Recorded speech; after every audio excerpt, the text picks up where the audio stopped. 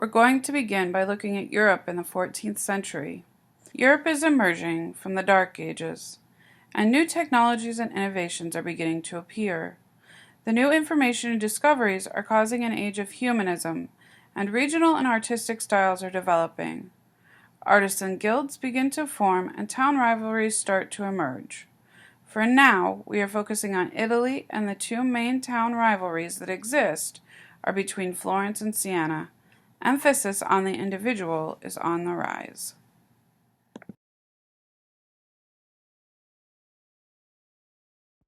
So in these introductions, I will actually go through some of the vocabulary with you.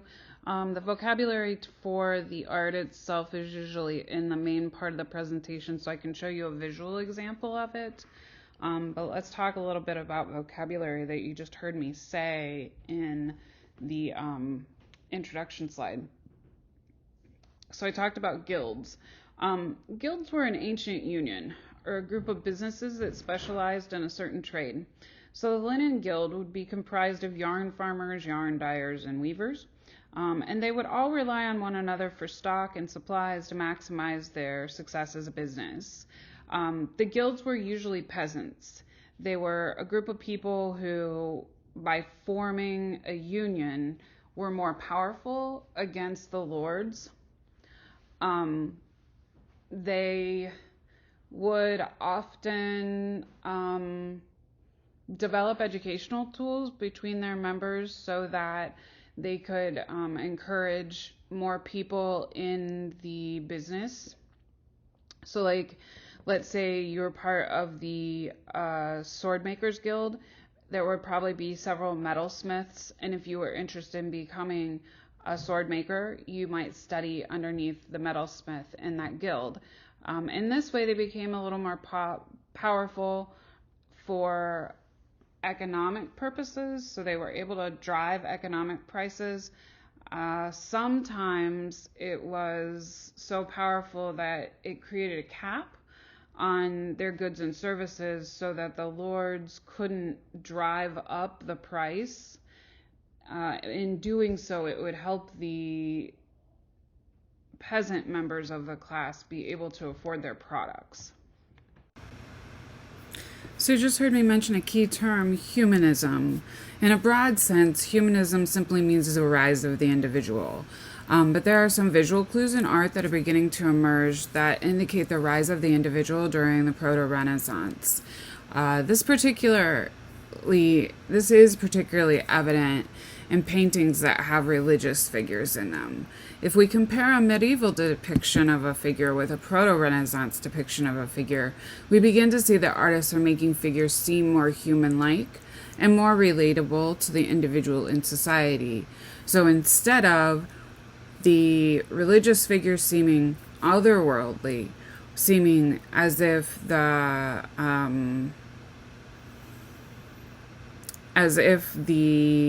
religious person is not a living human being, now all of a sudden the religious person is going to look more human-like.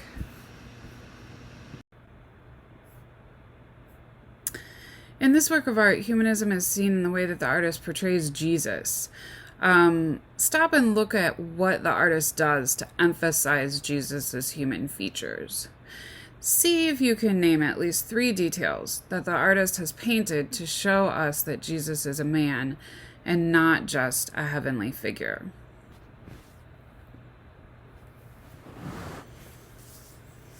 I hope you said that Jesus shows a lot of emotion on his face.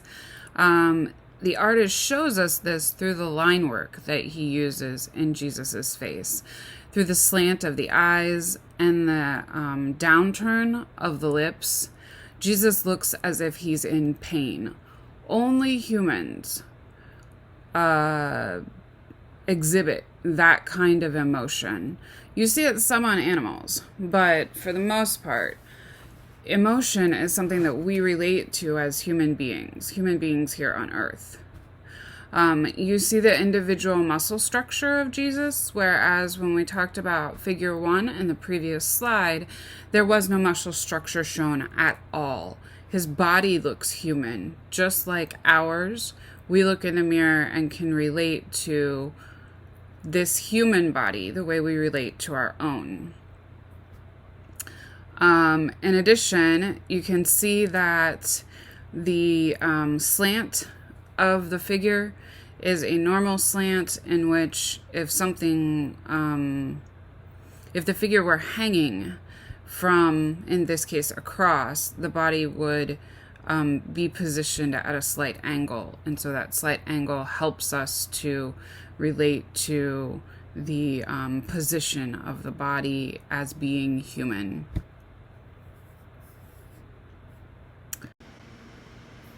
So here are two images of human figures. The image one, you can see, is an elongated figure. He stands in the S curve, and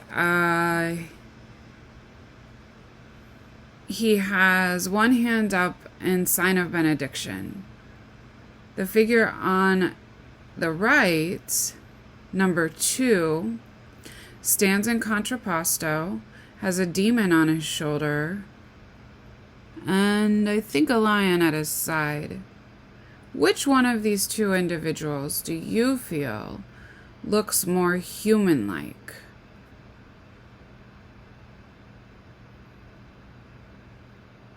Pause the video and see if you can figure it out.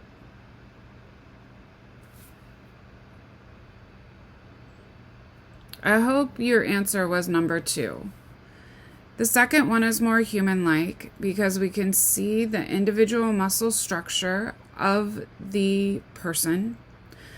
He stands in contrapposto, which is a stance in which one leg is locked and the next leg is relaxed. This is how we as human beings naturally stand. And he has details that make him seem like he's a human being here on Earth. Details that are easily relatable to the viewer. The fact that his muscle structure is the same as our own, and that his face has individualized features. He's a little short in terms of proportion, but that really has to do with where he's located on this sculpture. He's located high up, and so the head's going to look a little bigger and the hands are going to look a little bit bigger, so that when you're standing on the ground, they look normal from far away.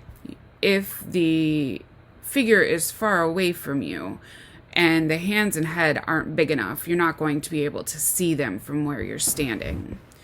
But the figure number 1 is a lot less human-like in that the body is very elongated, including the face. It does have some individualism, but if I saw this person on the street, I wouldn't be able to recognize that this person is an individual, or I wouldn't recognize that this sculpture is of this particular person. He stands in what we call the S curve. It's sort of this wonky position in which the body sort of sways out in the midsection. His hands are very small, and he is very long feeling. This is a Gothic figure. The Gothic figures tended to have this elongation feeling.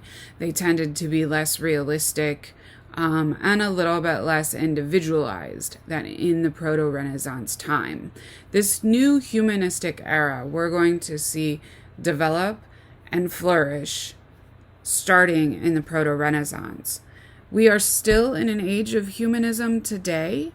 Humanism is a concept that is prevalent in capitalistic society. We focus on the achievements of the individual versus the achievements of the group. And in Western society, individual achievements are greatly valued over achievements of a society as a whole.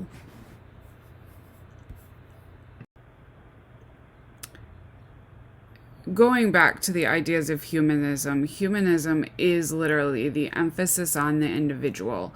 The individual becomes the very important part of European society during this era, and it's really the linchpin of change in terms of how it affects all of the Western world today.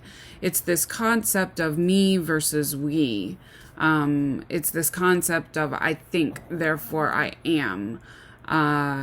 It's a concept of becoming more focused on the individual of society. Now, I want to backtrack just a minute because we talked a few slides ago about feudalistic society and the effects of good government. Typically, I ask my students, what is feudalism? And they basically tell me that they don't really know how to explain it, but they know what it is. Feudalism is that system within society. It's a class social system, and it's a system in which all of society lives by during the late Gothic era.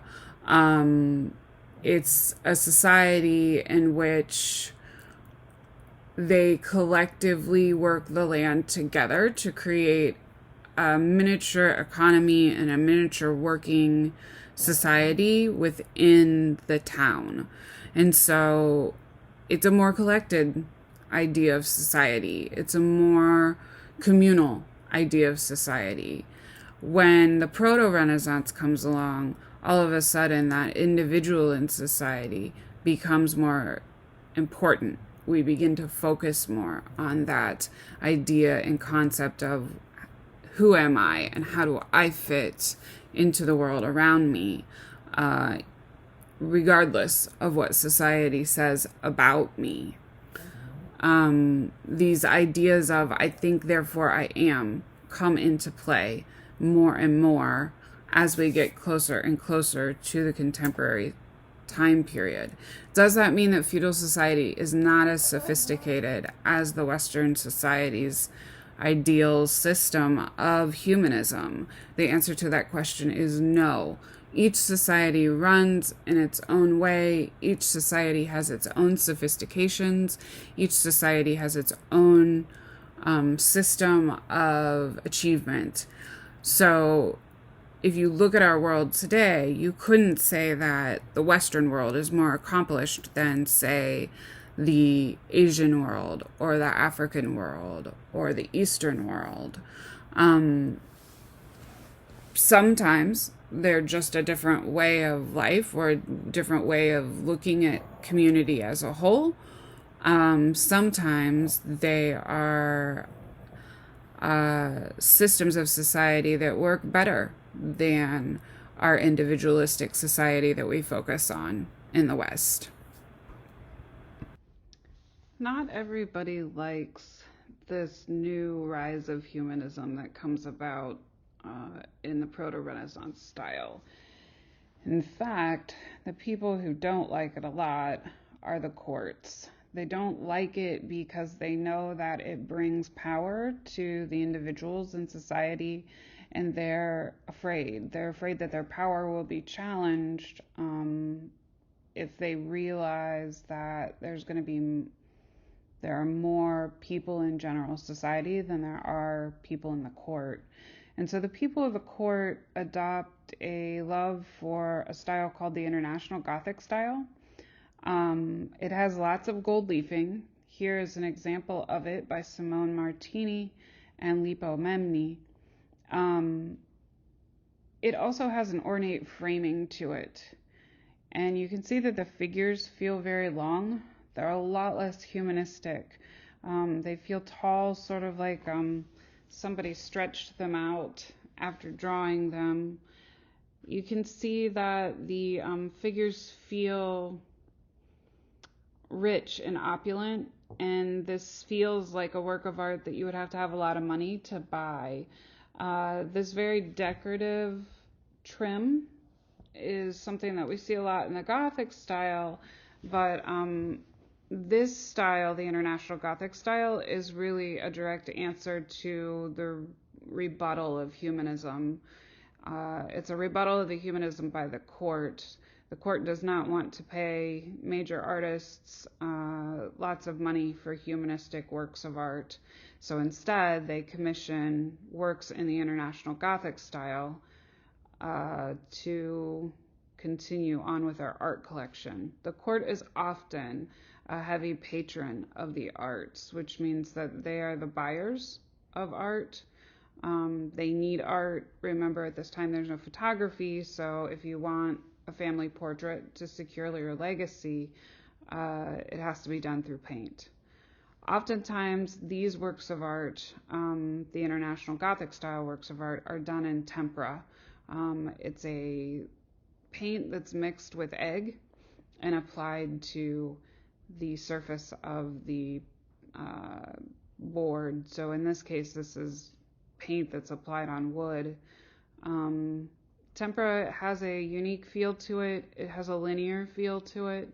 And so the figures being elongated and very linear-like, this medium works well with that. So just a brief overview about the different artists that we're going to look at in this period of time. We have some amazing artists to look at who mostly disappeared from the record. Lorenzetti brothers in particular. So in Siena, we're going to look at Duccio, Matani, Martini and Memmi, and the Lorenzetti brothers. In Florence, we're going to look at Cimabue and Giotto. And here at the bottom, you can see some of the different artworks that they do. At this point in time, we don't have painted portraits of any of them, mostly because the Black Death erased most of that record. Well, what happens to our avant-garde pioneers of humanism and Renaissance style? The plague happens. All of a sudden, the Lorenzetti brothers completely disappear from the artistic record altogether. And we don't really know what happened to them. After the plague, art in Tuscany tends to revert back to themes of judgment and punishment, and it moves away from scenes of humanism. This is an image of Saint Sebastian. He becomes a very popular image in the history of art at this time because he is is a saint of healing. A writer from Siena wrote this about the plague. The largest, most mysterious, and most horrible disease you could imagine takes hold. People die almost immediately. There are swellings on the groin and the armpit. The disease spread so quickly that people thought that it was transmitted through gaze or breath. And truly, so many people died in the months of May, June, July, and August that no one could be called to bury them for any amount of money. And I, Agnolo de Tura, call the fat, buried my 5 children in a pit with my own hands, as did many others. So you can see that the plague was a grave time, and the innovations of the Proto-Renaissance come to a screeching halt at the end of the 13th century.